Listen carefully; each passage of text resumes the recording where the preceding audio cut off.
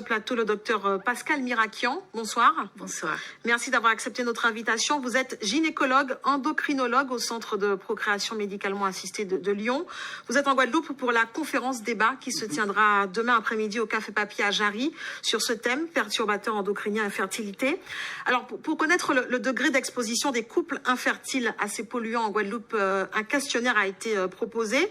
On sait que les résultats ne sont pas encore connus. Mais quels sont les premiers éléments dont vous disposez sur le mode de vie des Guadeloupéens? Qu'est-ce que ça dit de nous déjà? Alors, je pense que l'alimentation est déjà différente, mais par exemple, je pense que demain à la conférence, on aura tous les résultats. Ce que j'ai observé, c'est que vous mangez moins de plats industriels finalement que chez nous, mais en revanche, vous utilisez beaucoup plus de parfums d'ambiance. Et on sait que les parfums d'ambiance, ce sont des produits chimiques qu'on respire, qui sont d'authentiques perturbateurs endocriniens. Et par exemple, notre population en France infertile consomme plus de parfums d'ambiance. Donc on oublie qu'il n'y a pas que les pesticides, enfin on va retrouver les insecticides qui polluent l'air intérieur, mais ces parfums d'ambiance sont aussi un fléau de perturbateurs endocriniens. Alors comment justement reconnaître ces perturbateurs, parce que c'est quand même une menace invisible, comment les différencier, les reconnaître? Alors vous en avez de plusieurs sortes. Vous avez les cosmétiques, donc ce qu'on se met sur la peau. Dans ce qu'on respire, il y a la pollution extérieure, la pollution par les fumées, tout ce qui est produit de combustion apporte des perturbateurs endocriniens.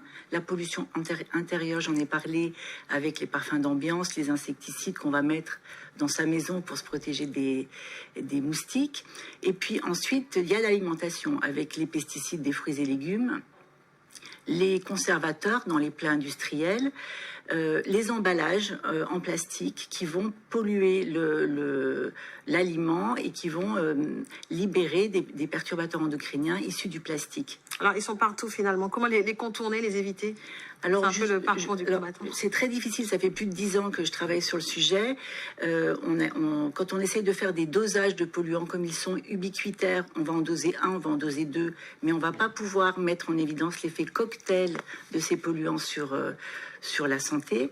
Alors l'intérêt du questionnaire qu'on a mis au point à Lyon, c'est un questionnaire qui va éveiller les consciences, c'est-à-dire qu'on va interroger les patients sur ce qu'ils mangent, ce qu'ils se mettent sur la peau, comment ils cuisinent, est-ce qu'ils utilisent du plastique, est-ce qu'ils ont des parfums d'ambiance, est-ce qu'ils fument, parce que le tabac est un réservoir de perturbateurs endocriniens. Et avec tout ça, on définit un score d'exposition qui doit être supérieur à 28 pour être vraiment bien informé. Est-ce que ces effets sont immédiats, les effets des perturbateurs? Alors, justement, ce qui est très important, c'est qu'il y a une partie des effets qui sont immédiats. C'est-à-dire qu'on va être exposé, on arrête l'exposition, on va améliorer son délai de conception, on va diminuer le risque de fausse couche, et on peut aussi améliorer un spermogramme en 3 mois. En revanche, il y a des effets différés, et ces effets, malheureusement, ils sont irréversibles. Ce sont les effets sur la descendance des femmes exposées aux polluants pendant la grossesse. Et là, on a un gros doute sur un lien entre ces perturbateurs endocriniens et la survenue de l'endométriose, des insuffisances ovariennes, du syndrome des ovaires polykystiques, des oligoasténospermies qui arrivent dans la génération suivante. Alors, pour les couples qui veulent enfanter, les principes de précaution s'adoptent dès la préconception, j'imagine. À partir de quel moment? 1 an, avant, 2 mois, 6 mois? En fait, je pense qu'à partir du moment où un couple consulte avec ce projet de grossesse, il faut déjà mettre en place tous ces principes de précaution. Et on va effectivement leur demander de modifier leur alimentation, d'arrêter le tabac, bien sûr, parce que demander à quelqu'un de manger bio s'il fume comme un pompier, ça n'a pas de sens. Vous voyez, il y a une hiérarchie dans ces perturbateurs endocriniens. Et par exemple, de maigrir, c'est important, mais il ne faut pas maigrir trop vite parce qu'on libère des polluants dans la circulation et ça va être contre-productif.